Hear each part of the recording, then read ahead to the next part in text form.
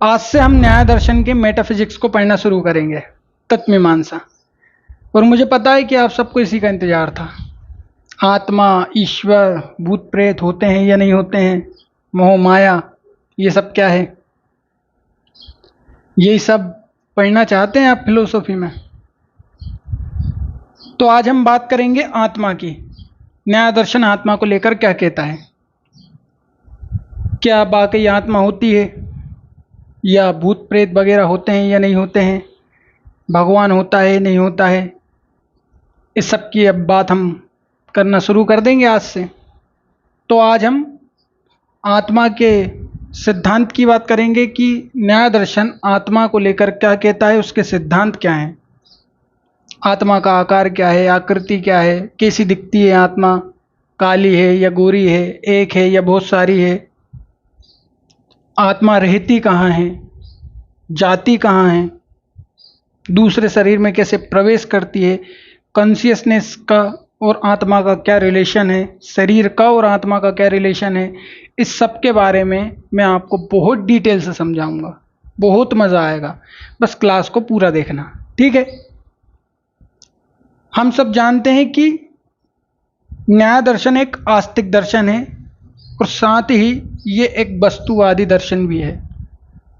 और मैंने आपको जब न्याय दर्शन पहली बार पढ़ाना शुरू किया था तभी समझाया था कि न्याय दर्शन एक वस्तुवादी दर्शन है।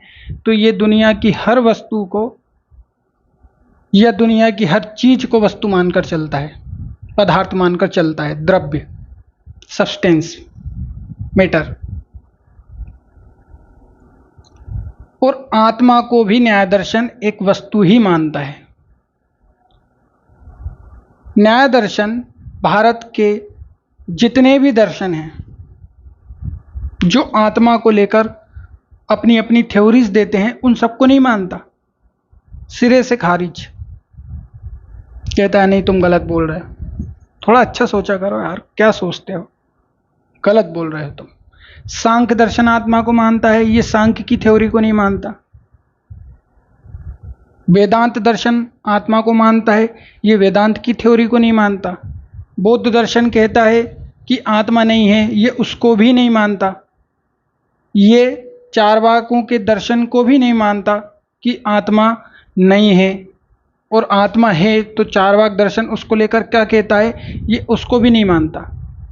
ये भारत के सभी दर्शनों को खंडित करता है, खासकर आत्मा और ईश्वर को लेकर।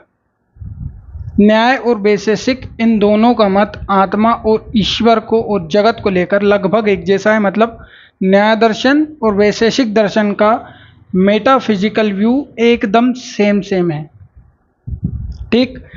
न्याय दर्शन के जगत संबंधी विचार को मैं तब पढ़ाऊंगा जब मैं आपको वैशेषिक दर्शन पढ़ाऊंगा, ठीक है। हम सब जानते हैं कि मेटाफिजिक्स के 3 से 4 बड़े सवाल हैं। पहला, जगत क्या है, दूसरा, ईश्वर है या नहीं है, तीसरा, आत्मा। ये 3 बड़े सवाल हैं, ठीक।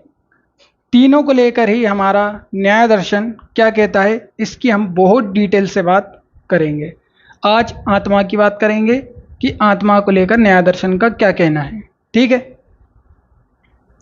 आत्मा को लेकर जो सबसे पहला सवाल है वो ये है कि आत्मा की आवश्यकता क्या है, क्यों आत्मा की बात हम कर रहे हैं, क्या हमारा शरीर पर्याप्त नहीं है, क्यों हमको एक ऐसी वस्तु चाहिए, एक ऐसी सत्ता चाहिए जो कि इस शरीर को ड्राइव करे, चलाए, कंडक्ट करे, ऑपरेट करे, क्यों ज़रूरत है हमें आत्मा की, क्यों लगे हैं हम आत्मा के पीछे। बहुत सारे साइंटिस्ट लगे हैं, साइकोलॉजिस्ट लगे हैं, सूडो साइंटिस्ट लगे हैं, फिलोसोफर्स लगे हैं, थिंकर्स लगे हैं, तो क्यों लगे हैं आत्मा के पीछे, आवश्यकता क्या है। दूसरा सवाल, आत्मा है तो वो कैसी है, उसका लक्षण क्या है, कैरेक्टरिस्टिक्स क्या है, उसके क्वालिटी क्या है, उसकी मात्रा क्या है, कितनी है आत्माएं, कहाँ रहती हैं, खाती क्या हैं, दिखती कैसी हैं, काली हैं, गोरी हैं, कैसी हैं। लेकिन इन सब में सबसे बड़ा सवाल तो यही होना चाहिए कि आत्मा की आवश्यकता क्या है। अभी मैं आपको समझाऊंगा तो आप आवश्यकता को अपने आप समझ जाओगे। हमारे भारतीय दर्शन में आत्मा को लेकर 4 सिद्धांत चलते हैं। पहला सिद्धांत है जड़वाद का सिद्धांत, मेटेरियलिस्टिक थ्योरी ऑफ सोल। ये चार्वाक दर्शन से आई है। इस थ्योरी के हिसाब से आत्मा शरीर का ही एक गुण है। चैतन्य विशिष्ट देह एवं आत्मा, चेतना युक्त शरीर, बॉडी विथ कॉन्शियसनेस, यही क्या है? यही आत्मा है। कोई अदृश्य शक्ति की कल्पना करने की जरूरत नहीं है, कोई बाहरी सत्ता की कल्पना करने की जरूरत नहीं है। शरीर से ही आत्मा का जन्म हो जाता है। जब पदार्थ से कंप्यूटर बन सकता है, जब पदार्थ से ट्यूबलाइट कैमरा बन सकते हैं, तो चेतना क्यों नहीं बन सकती?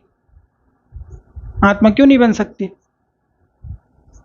तो जड़वादी सिद्धांत कहता है कि आत्मा शरीर का ही एक गुण है, शरीर ही आत्मा है। ये कौन कहता है? ये जड़वाद का सिद्धांत कहता है, मतलब चार्वाक दर्शन से आया है ये। दूसरा सिद्धांत चलता है बौद्धों का सिद्धांत। ये कहते हैं कि प्रवाह को ही आत्मा कहा जा सकता है, चेतना का प्रवाह ही आत्मा है, इसके अलावा आत्मा कुछ नहीं है। चेतना के या विज्ञान के प्रवाह को ही आत्मा कहा जा सकता है।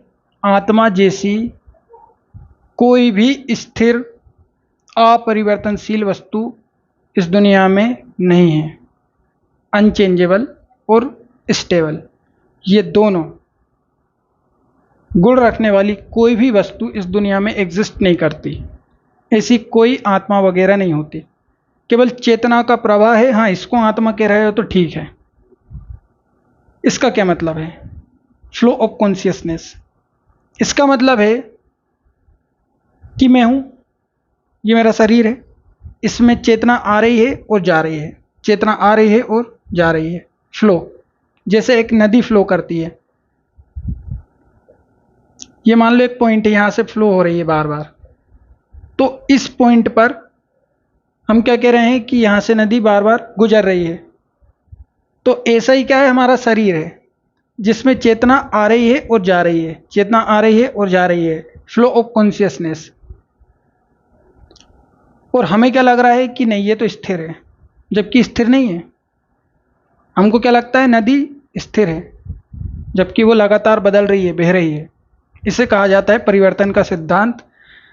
और इसको बौद्ध दर्शन ने चेतना के प्रवाह के रूप में बताया है कि आत्मा केवल चेतना का प्रवाह मात्र है और कुछ नहीं है, फ्लो ऑफ कॉन्शियसनेस है। ठीक है, सोल क्या है? Flow of consciousness. ये दूसरा सिद्धांत है। तीसरा सिद्धांत है वेदांत का सिद्धांत।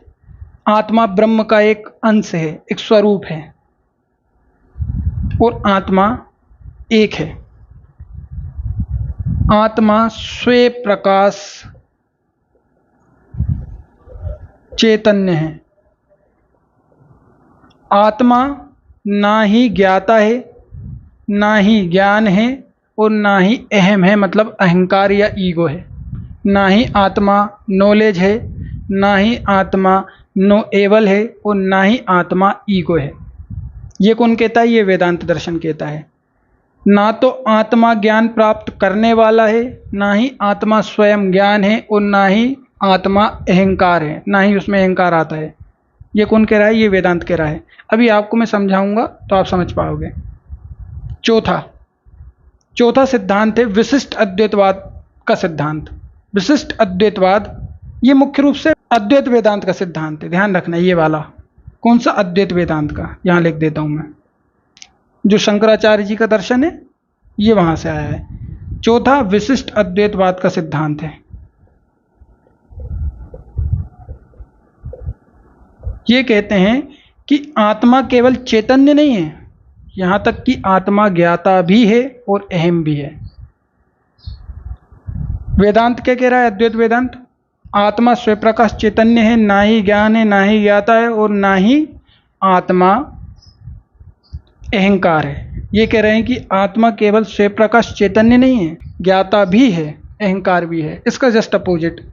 ठीक, ये चार सिद्धांत हमारे यहाँ आत्मा को लेकर चलते हैं। न्याय दर्शन चारों को खारिज करता है। अब न्याय दर्शन बताएगा आपको कि आत्मा क्या है। ठीक, न्याय दर्शन आत्मा को लेकर क्या कहता है? न्याय दर्शन कहता है न्याय वैशेषिक। ध्यान रखना, न्याय और वैशेषिक दोनों आत्मा, ईश्वर और जगत संबंधी विचारों में समानता रखते हैं, इसलिए मैंने न्याय और वैशेषिक साथ में लिखा है। न्याय वैशेषिक का मत कहता है कि आत्मा एक द्रव्य है। द्रव्य का मतलब है पदार्थ। पदार्थ का मतलब है सब्सटेंस या वस्तु या मटेरियल।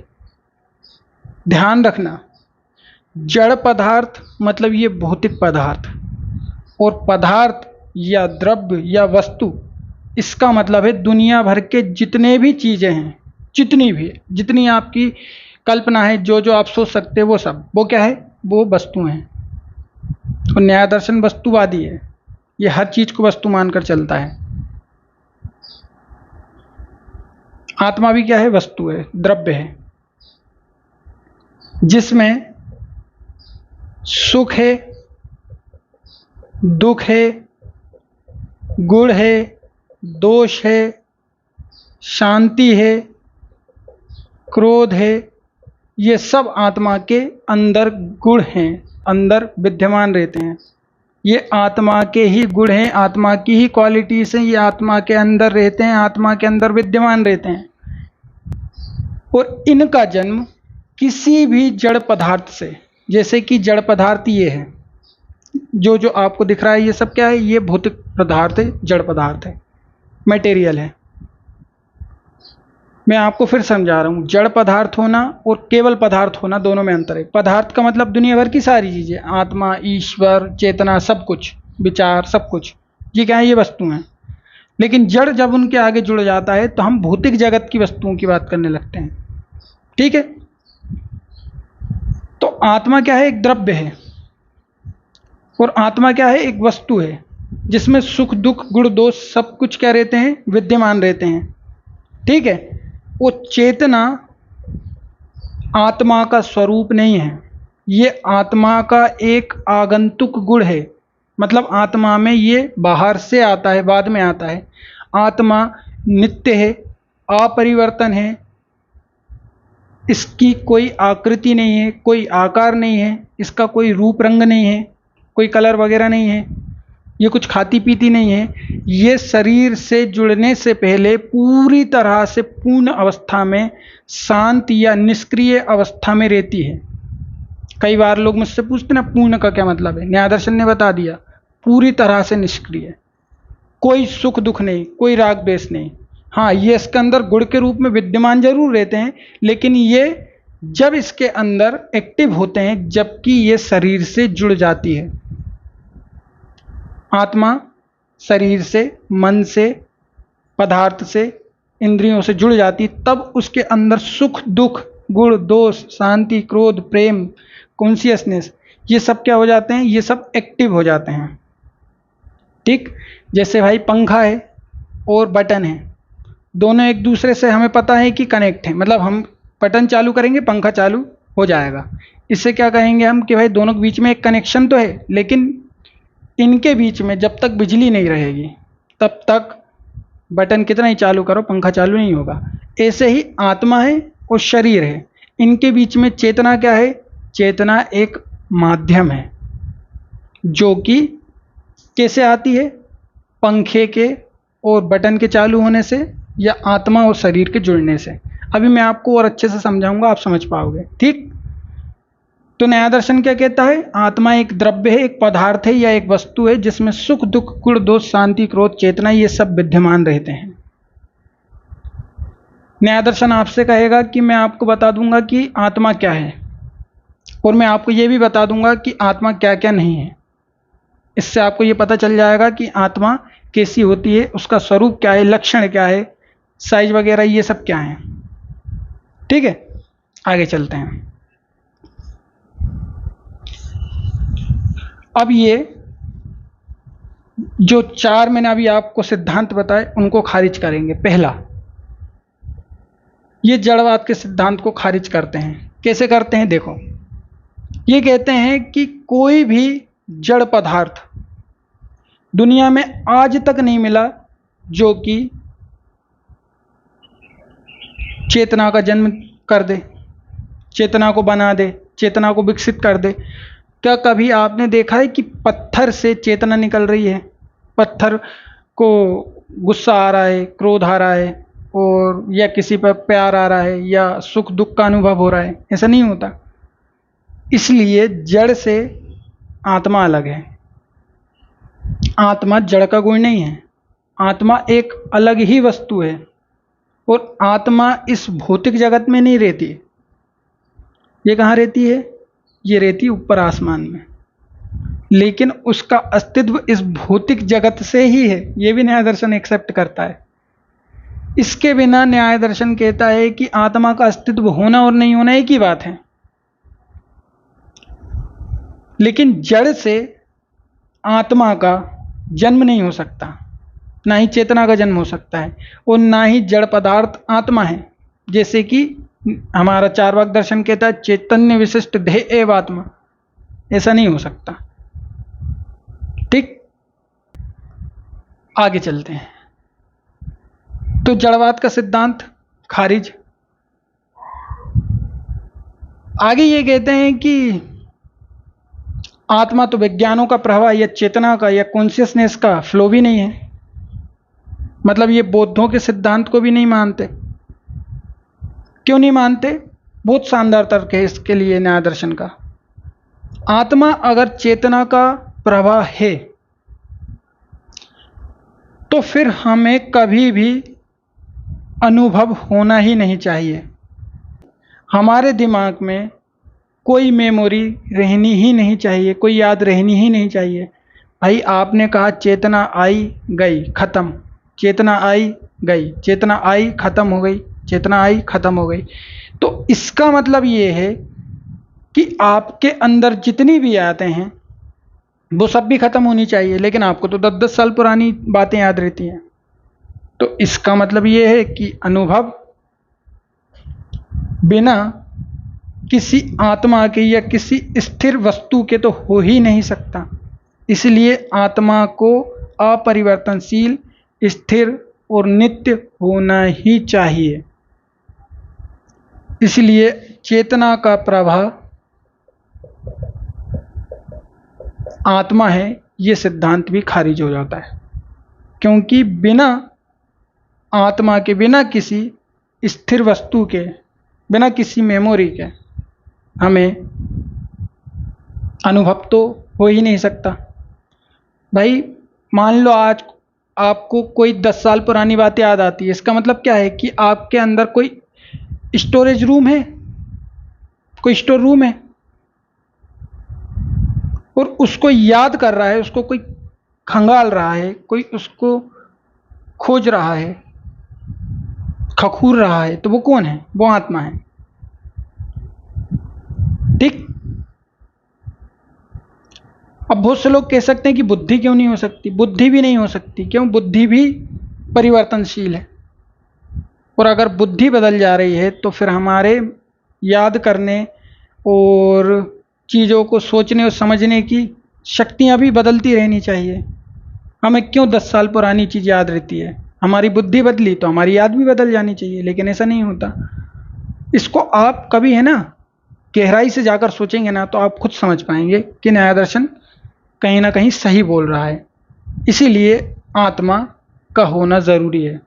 ये आत्मा की आवश्यकता है। मैंने आपसे कहा था ना कि मैं अभी आपको समझाऊंगा तो आप समझ पाएंगे कि आत्मा की क्या आवश्यकता है। ठीक। तो आत्मा जड़ नहीं है, आत्मा चेतना का प्रवाह नहीं है, और आत्मा एक भी नहीं है। आत्मा क्या एक नहीं है, आत्मा बहुत सारी हैं। हर शरीर में अपनी एक अलग आत्मा है। और इससे कहा जाता है वेदांत के मत को खंडित करना। वेदांत क्या कहता है? आत्मा एक है और वो पूरी दुनिया में क्या है? विद्यमान है। हर एक शरीर में जो आत्मा है वो एक ही है। तुम्हारे शरीर की आत्मा, मेरे शरीर की आत्मा एक ही, अलग अलग नहीं है। तो न्याय दर्शन इसको नहीं मानता। क्यों? क्योंकि भाई आपके शरीर में जो आत्मा है, आप मर जाओगे तो वो तो चली जाएगी, लेकिन मैं तो जीवित रहूंगा ना। और ये इस बात का प्रमाण है कि आत्मा हर शरीर में अलग अलग होती है। आपके शरीर में अलग है, मेरे शरीर में अलग है। अगर अलग अलग नहीं होती तो आप जिंदा और मैं मर गया, ऐसा तो कभी हम बोल ही नहीं सकते थे। न्याय दर्शन यहां भी सही बोल रहा है। न्याय दर्शन कहता है कि आत्मा, जैसा कि आप कह रहे हो कि बहुत बड़ी है, ऐसा भी नहीं हो सकता। शरीर में कैसे घुसेगी? इतनी बड़ी आत्मा को आप कैसे घुसेड़ोगे शरीर में? इसके बाद न्याय दर्शन कहता है कि अनुभव भी तो सबके अलग अलग हैं। आपकी आत्मा के अनुभव अलग हैं, हमारी आत्मा के अनुभव अलग हैं। इससे भी पता चलता है कि आत्मा बहुत सारी हैं, एक नहीं है ना।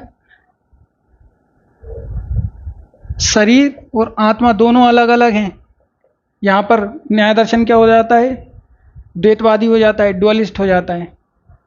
और बहुत सारे दार्शनिक, खासकर पश्चिम के दार्शनिक, तो आत्मा और शरीर को अलग अलग मानते हैं, डुअलिज्म को मानते हैं। एक होता है विस्तार और एक होता है विचार। ये दो चीजें चलती हैं पश्चिम के दर्शन में।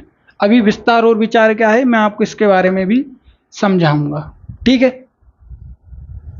इसके बाद वेदांत कहता है कि स्वयं प्रकाश चेतना, मतलब स्वयं के प्रकाश से प्रकाशित होना, ये क्या है? ये आत्मा का गुण है, जबकि ऐसा नहीं है भाई। स्वयं प्रकाश चैतन्य, स्वयं प्रकाश का मतलब ये है स्वयं के प्रकाश से प्रकाशित होना। जैसे भाई हमारा सूर्य है, वो स्वयं के प्रकाश से प्रकाशित होता है। जैसे दिया है, वो स्वयं के प्रकाश से प्रकाशित होता है। जैसे ग्रह हैं, वो स्वयं के प्रकाश से प्रकाशित नहीं होते, उन्हें सूर्य के प्रकाश की आवश्यकता होती है चमकने के लिए। तो आत्मा क्या है? सूर्य की तरह है, दिए की तरह है, जो अपने ही प्रकाश से प्रकाशित होती है। वो चेतना इसका अपना स्वरूप है। ये ना तो ज्ञान है, ना ही ज्ञाता है, ना ही ये अहम है। न्याय दर्शन इसको भी नहीं मानता। न्याय दर्शन कहता है कि स्वयं प्रकाश चैतन्य आत्मा का गुण नहीं है। आत्मा में चेतना कैसे आती है? आत्मा में चेतना आती है आत्मा प्लस शरीर प्लस मन प्लस इंद्रियां प्लस वस्तु। जब आत्मा शरीर से मिलती है, मन और इंद्रियां एक्टिव हो जाती हैं, और जब हम वस्तु को टच करते हैं, तब हमारे अंदर चेतना का विकास होता है, चेतना का जन्म होता है। जैसे आपने फिल्मों में देखा होगा ना, आप पड़े हैं मरे हुए, एक आत्मा आई और एक अचानक से प्रकाश मिला, आप उठ खड़े हुए। ये क्या है? ये चेतना है। इससे पहले आत्मा पूरी तरह से निष्क्रिय रहती है। आत्मा में कोई चेतना नहीं होती, आत्मा का कोई सुख दुख नहीं है, आत्मा को कोई मोह माया नहीं, कुछ नहीं है। लेकिन जैसे शरीर से जुड़ेगी तो उसके सुख दुख, मोह माया, प्रेम, क्रोध, शांति, ये सारे गुण क्या हो जाएंगे? एक्टिव हो जाएंगे। ये है आत्मा। तो इसको भी नहीं मानते। चेतना का जन्म कैसे होता है? ऐसे होता है, ठीक। आत्मा ज्ञान प्राप्त करने वाला है। आत्मा ईगो भी है, इसमें अहंकार भी आ जाता है, और आत्मा ही सुख दुख को भुगतता भी है। शरीर बुरे काम करता है, कौन करवा रहा है? मन करवा रहा है, लेकिन इसका जो परिणाम भुगतेगा वो कौन है? वो आत्मा है, ठीक। तो इसको भी नहीं मानते। अब इसके बाद बात आती है आत्मा का साइज, कितनी बड़ी होती है आत्मा। चारों सिद्धांत को इन्होंने खारिज कर दिया। हाँ, आत्मा ज्ञान नहीं है, ये आप कह सकते हो। इसका क्या मतलब होता है? इसको समझ लो। आत्मा ज्ञान नहीं है, लेकिन ज्ञाता है और अहंकार भी है। इसमें अहंकार भी होता है और ज्ञान भी ये प्राप्त कर सकता है। ठीक है, जैसे आप किताब पढ़ते हो तो आपको ज्ञान प्राप्त हो जाता है, तो ये ज्ञान प्राप्त कौन कर रहा है? ये आत्मा प्राप्त कर रही है। देखो, आत्मा ज्ञान नहीं है, इसका क्या मतलब है? जैसे आप किताब पढ़ रहे हैं तो आप ये नहीं कह सकते कि मैं स्वयं किताब हूं। जैसे आप वीडियो गेम खेल रहे हैं तो आप ये नहीं कह सकते कि मैं खुद ही वीडियो गेम हूं। ऐसे ही आत्मा ज्ञान प्राप्त कर रहा है तो वो ये नहीं कह सकता कि मैं खुद ही ज्ञान हूं। जैसे मान लो एक फॉर्मूला याद कर लिया हमने a², तो हम ये नहीं कह सकते कि मैं स्वयं a² हूं। ये क्या है? ये तो मैंने ज्ञान प्राप्त किया है, ज्ञात किया है। ठीक है, इसके बाद आत्मा ये है क्या? मतलब क्या आत्मा को जाना जा सकता है? तो न्याय दर्शन कहता है कि आत्मा को जाना नहीं जा सकता, आत्मा अज्ञेय है। आत्मा को पूरी तरह से जाना नहीं जा सकता। वेदांत दर्शन भी यही कहता है, इसको हमारा न्याय दर्शन भी मानता है। ठीक, आत्मा को पूरी तरह से ज्ञात नहीं किया जा सकता, ना ही ईश्वर को पूरी तरह से ज्ञात किया जा सकता है। हाँ, यह है कि आप इसका अनुभव कर सकते हो, आप इसके स्वरूप को नहीं समझ सकते, आप इसके आकार आकृति को नहीं समझ सकते। और न्याय दर्शन कहता भी है आत्मा का कोई आकार नहीं है, आत्मा की कोई आकृति नहीं है, आत्मा का कोई साइज नहीं है। ठीक, अब आत्मा के साइज की बात करेंगे कि आत्मा का साइज क्या है।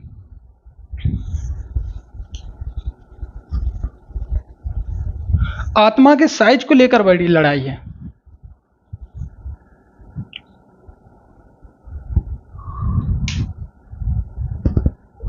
आत्मा का आकार, या मैं साइज लिख दे रहा हूं। ठीक, आत्मा का साइज क्या है? न्याय दर्शन कहता है आत्मा नित्य है, अमर है, अविनाशी है, अविभाज्य है। आत्मा बहुत सारी हैं और आत्मा का साइज एक पॉइंट के बराबर है।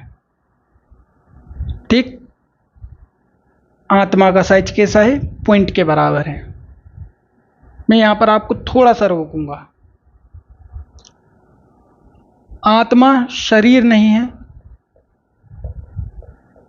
ठीक, आत्मा इंद्रियां नहीं है और आत्मा मन भी नहीं है।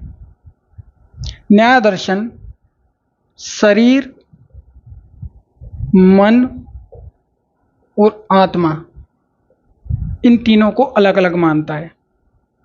आत्मा शरीर नहीं है क्योंकि शरीर जड़ पदार्थों से बना है और जड़ पदार्थों से चेतना का विकास नहीं हो सकता। सुख दुख, राग द्वेष, क्रोध, प्रेम, इन सब का अनुभव भी नहीं हो सकता, ना ही जन्म हो सकता है। इसलिए आत्मा शरीर नहीं है, इंद्रियां भी नहीं है। कारण सुख दुख राग द्वेष। और इंद्रियां क्योंकि परिवर्तनशील हैं, इसलिए आत्मा वो हो ही नहीं सकती, क्योंकि आत्मा तो अपरिवर्तनशील है। शरीर भी परिवर्तनशील है लेकिन आत्मा अपरिवर्तनशील है। मन, यहां पर आप सवाल कर सकते हो कि आत्मा मन तो हो सकता है, क्योंकि मन भी नहीं दिखता, आत्मा भी नहीं दिखती, इसका मतलब यह है कि मन ही आत्मा है। न्याय दर्शन कहता नहीं, ऐसा नहीं है, आत्मा मन नहीं है। क्यों नहीं है? मन एक अणु है, एक कण है। कैसा कण है? अविभाज्य और छोटा सा कण है, अदृश्य कण। और अदृश्य क्यों है? क्योंकि ये बहुत छोटा सा है, इसे हम देख नहीं सकते। जैसे परमाणु है, परमाणु को हम नहीं देख सकते, बहुत छोटा सा रहता है। ऐसे ही अणु या कण है क्या? मन, जिसे हम नहीं देख सकते। और मान लो इसको आत्मा मान भी लिया जाए, तब भी ये अनुभव और अनुभूति इनको नहीं ले सकता। जैसे मान लो आपने कोई बहुत टेस्टी चीज खा ली, मिठाई खा ली, तो इसकी अनुभूति मन नहीं लेगा, इसकी अनुभूति लेती है आत्मा।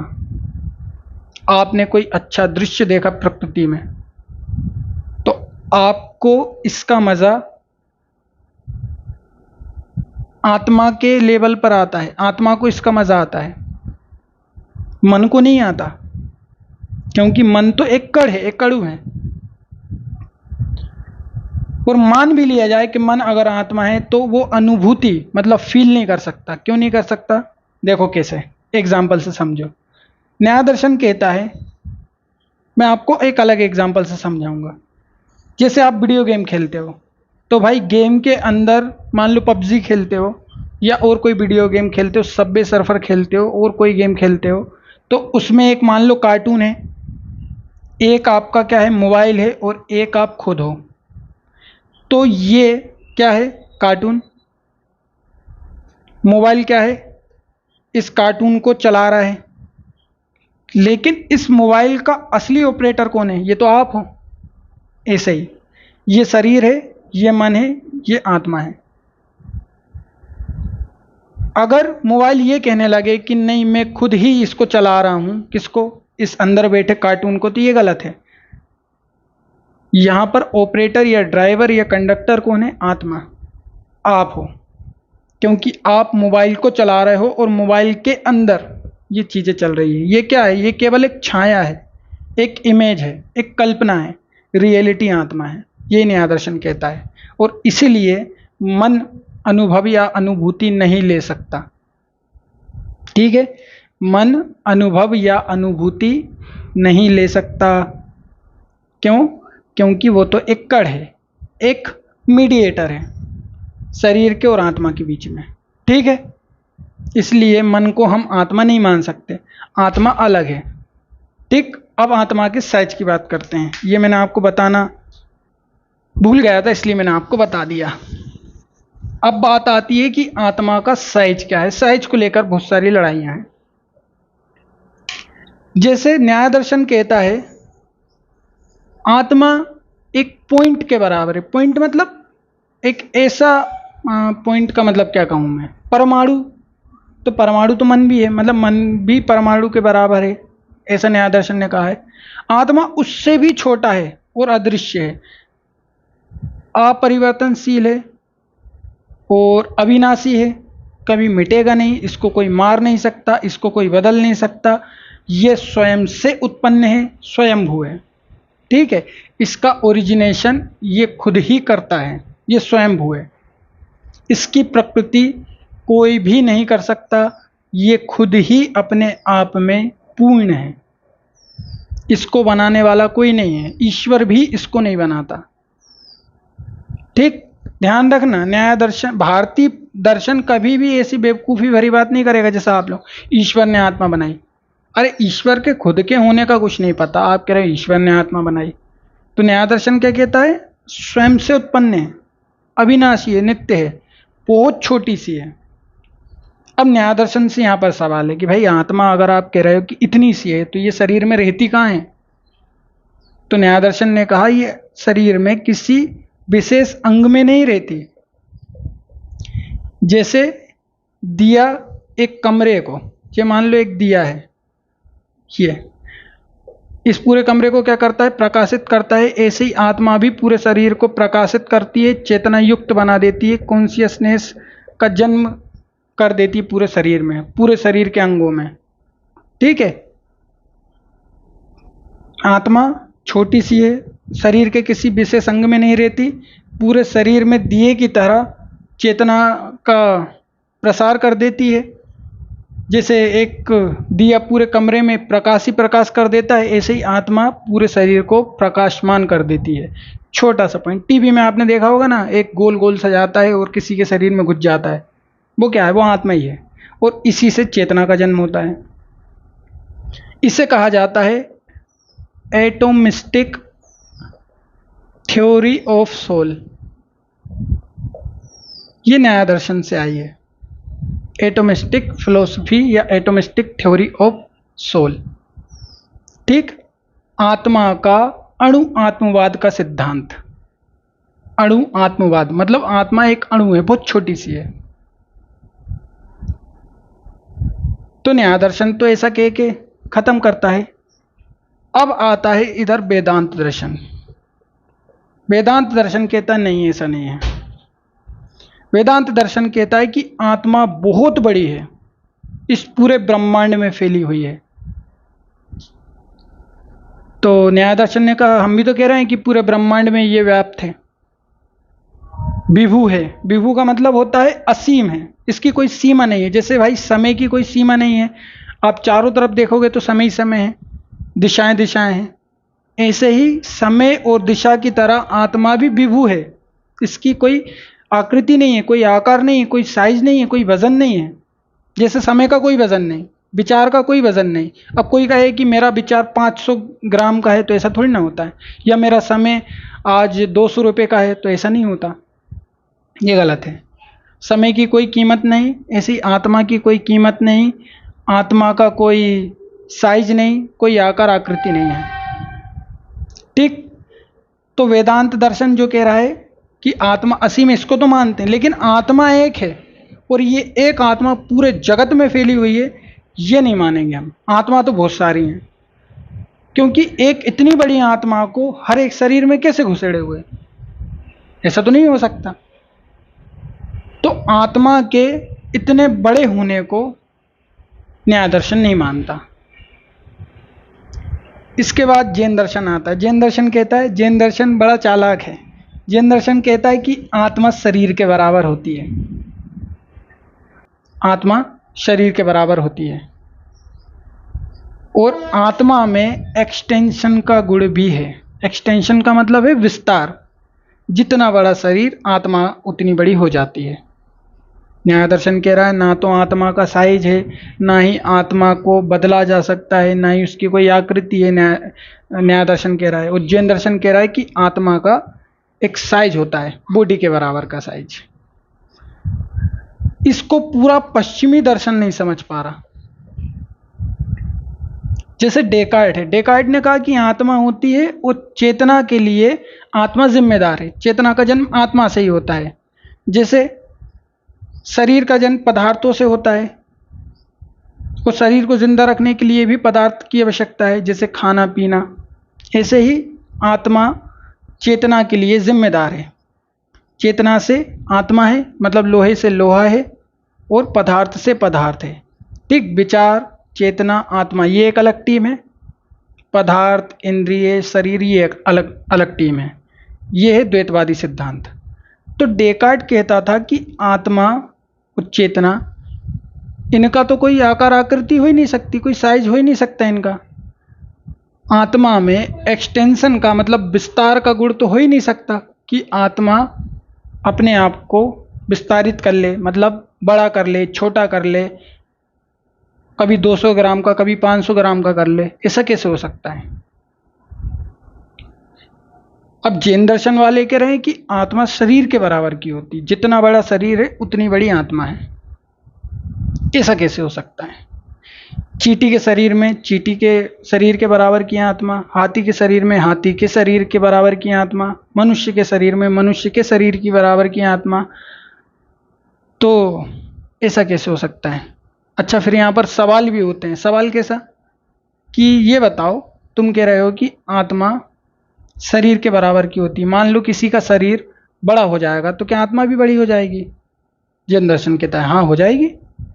क्यों? क्योंकि आत्मा में विस्तार का गुण होता है। जितना बड़ा शरीर होगा उतनी बड़ी आत्मा हो जाएगी, और इसका प्रमाण है ना, आप खुद देख लो। भाई, चींटी के शरीर में हाथी के बराबर की आत्मा कैसे जाएगी, और हाथी के शरीर में चींटी के बराबर की आत्मा कैसे जाएगी? और इससे ये भी सिद्ध होता है कि आत्मा अगर विस्तार के गुण के साथ है, मतलब आत्मा में अगर विस्तार का गुण है, तो एक शरीर में बहुत सारी आत्माएं रह सकती हैं। जैसे 2 दिए, जैसे ये एक दिया है और ये एक दिया और मैंने बना दिया, तो ये 2 दिए मिलकर इस पूरे कमरे को क्या कर सकते हैं? प्रकाशित कर सकते हैं। ऐसी आत्मा भी 2 या 3 एक साथ मिलकर एक शरीर में रह सकती, प्रकाशित कर सकती शरीर को। तो आत्मा के साइज को लेकर लड़ाई है।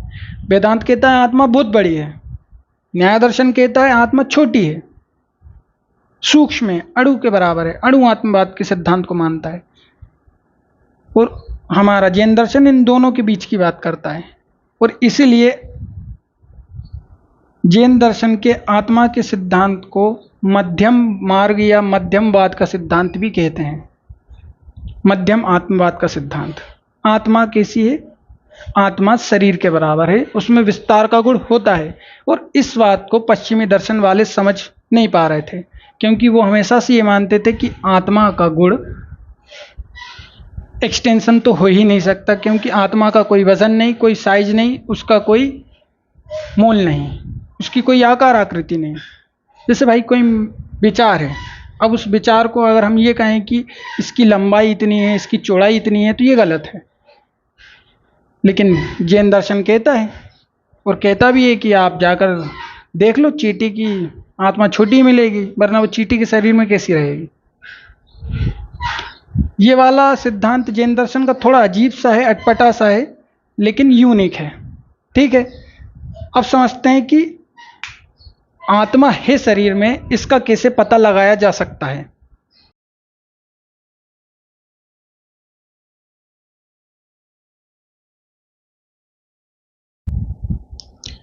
शरीर में कोई आत्मा है, इसके क्या प्रमाण है? कैसे पहचानोगे कि कोई आत्मा जैसी चीज होती है? तो इसमें प्राचीन और नव्य, मतलब जो पुराने समय के न्याय दार्शनिक थे और जो आधुनिक काल के न्याय दार्शनिक थे, इनमें मतभेद है। प्राचीन समय के न्याय दार्शनिक कहते हैं कि आत्मा का प्रत्यक्ष नहीं किया जा सकता, जैसे कि आमने सामने हम प्रत्यक्ष कर सकते हैं, ऐसा कभी प्रत्यक्ष आत्मा का नहीं किया जा सकता। ये कहते हैं कि आत्मा का मानस प्रत्यक्ष किया जा सकता है, मतलब मन द्वारा आत्मा की अनुभूति की जा सकती है। मैंने आपको पहले भी समझाया था कि प्रत्यक्ष दो प्रकार के होते हैं, एक होता है बाह्य प्रत्यक्ष और एक होता है आंतरिक प्रत्यक्ष। आंतरिक प्रत्यक्ष से हम आत्मा, मन, चेतना इन सब का अनुभव करते हैं, और बाह्य प्रत्यक्ष से हम पदार्थ, दुनियादारी इन सब का अनुभव करते हैं। ठीक है, तो आत्मा का प्रत्यक्ष नहीं कर सकते, ये कौन कह रहा है? ये प्राचीन न्याय दार्शनिक कह रहे हैं। हाँ, आप आत्मा को सुख दुख, राग द्वेष, प्रेम इन सब के माध्यम से अनुभव कर सकते हो। जैसे मान लो आपको कोई चीज पसंद है, तभी आप उसको खरीदना चाहोगे। मान लो आपको कोई चीज अच्छी नहीं लगती, तो आप उसको प्राप्त करना ही क्यों चाहोगे? या आपको ऐसा नहीं लगता कि वो सामने वाली जो चीज है वो अच्छी नहीं है, तो आप उसको कभी नहीं लेना चाहोगे। तो कई बार क्या होता है कि आप चीजों को इसलिए ले लेते हो, इसलिए उनको पसंद करते हो, क्यों? क्योंकि आप उसको केवल चाहते हो, कभी आपने उसका यूज नहीं किया है, लेकिन आपको पता है कि इसको मैं लूंगा तो शायद मुझे मजा आए, मुझे कुछ फायदा हो। या आपके अतीत के कुछ अनुभव होते हैं जो आपको बताते हैं कि ये चीज़ लोगे तो मज़ा आएगा। जैसे आप चाय पीते हो, तो आपको पता है कि चाय अच्छी लगती है क्योंकि आपने पहले भी पी है। आप समोसा खाते हो तो आपको समोसा अच्छा लगता है, और ये आपको पता है क्योंकि आपने पहले भी खाया है। तो इन सब मेमोरीज को स्टोर करने वाला कुछ तो होना चाहिए। वो क्या है? वो है मन। लेकिन इन सब को जो फील करेगा, इन सब को जो सर्च करेगा, वो सब क्या है? वो है आत्मा। तो प्रत्यक्ष नहीं कर सकते, लेकिन आत्मा का अनुभव किया जा सकता है। और आत्मा है क्योंकि आत्मा के बिना शरीर किसी भी प्रकार से चेतना का जन्म नहीं कर सकता, ये न्याय दर्शन मानता है। इसके अलावा दुनिया भर के जितने भी पदार्थ हैं, इनसे सुख दुख, राग द्वेष, इनका भी अनुभव नहीं किया जा सकता। आप एआई कितना ही स्मार्ट क्यों ना बना लो, वो सुख दुख, द्वेष, मोह माया इन सब का अनुभव नहीं कर पाएगा। हाँ, आप ये कर सकते हो कि उसको ये बता दो कि अगर आपसे कोई कहे एआई कि मैं आज बहुत दुखी हूँ, मुझे क्या करना चाहिए, तो ओ बहुत सॉरी ये बोलना, ये आप उसको ट्रेन कर सकते हो। लेकिन आप उसमें फीलिंग्स ला दो कि वो आकर आपसे गले लग जाए, तो ऐसा नहीं हो सकता, है ना। ये कौन कहता है? ये न्याय दर्शन कहता है। हो सकता है कि आगे ऐसा भी हो जाए। नव्य न्याय कहता है कि मानस प्रत्यक्ष द्वारा आत्मा का अनुभव किया जा सकता है। इसके बाद ध्यान करो, योग करो, निर्विकल्पक समाधि में जाओ, यहाँ पर आपको आत्मा का अनुभव होगा। और भी बहुत सारे रास्ते हैं योग दर्शन के हिसाब से। मैं आपको जब योग दर्शन पढ़ाऊंगा तब मैं आपको इसके बारे में समझाऊंगा, ठीक है। तो अभी केवल इतना काफ़ी है। इस सब में सबसे ज़्यादा इम्पोर्टेंट ये है कि आत्मा का स्वरूप क्या है, ध्यान रखना। सबसे पहले मैंने आपको क्या समझाया? सबसे पहले मैंने आपको समझाया कि आत्मा होने की आवश्यकता क्या है। आत्मा के 4 सिद्धांत जो भारतीय दर्शन में चलते हैं। फिर न्याय दर्शन आत्मा को लेकर क्या कहता है, ये मैंने आपको समझाया। मैंने आपको ये समझाया कि न्याय दर्शन कैसे चारों सिद्धांतों को खारिज कर देता है। फिर आत्मा के साइज की बात की, आत्मा के आकार आकृति की बात की, आत्मा के एक्सटेंशन की बात की। मैं आपको ये थोड़ा सा समझा देता हूँ, ठीक है। ये प्रमाण वाली बात तो हम करते रहेंगे, थोड़ा सा इसको समझ लो।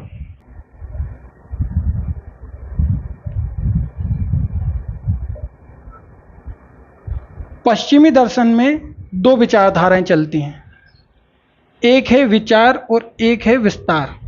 विचार में आप मन ले लो, आत्मा, चेतना, उनके लिए ये सारी चीज़ें एक ही हैं।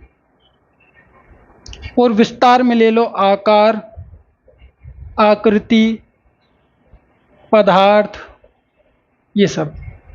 जैसा कि मैंने आपको बताया था कि जैन दर्शन कहता है कि आत्मा में विस्तार का गुण पाया जाता है। इस बात को प्लेटो भी मानता है, अफलातून। इस बात को कई आधुनिक साइकोलॉजिस्ट भी मानते हैं, आधुनिक दार्शनिक भी मानते हैं, कई पश्चिमी दार्शनिक मानते हैं इस बात को। आत्मा विचार तो है ही, उसमें कॉन्शियसनेस का गुण तो है ही, साथ ही साथ उसमें विस्तार का गुण भी है। मतलब उसकी आकार आकृति हो सकती है। ये पश्चिमी दर्शन का क्या है, एक बेसिक सा अंतर है इस दुनिया को लेकर, कि दुनिया में एक विचार है, एक विस्तार है। विचार में आत्मा, मन, चेतना, ये सब एक ही है उनके लिए, और विस्तार में आकार आकृति ये सब है, ठीक है। जो विचार को मानता है उसे हम कहते हैं कॉन्शियनिस्ट या कॉन्शियन, हम क्या कहते हैं, कॉन्शियसनेस। तो हम इसे क्या कहेंगे, कॉन्शियसिस्ट कहेंगे, है ना, कॉन्शियसिस्ट, जो विचार को मानते हैं। जैसे हमारे यहाँ राधा कृष्णन जी हैं, जो केवल विचार को, अध्यात्म को दुनिया का मूल मानते हैं। दुनिया में सब कुछ क्या है, विचार है।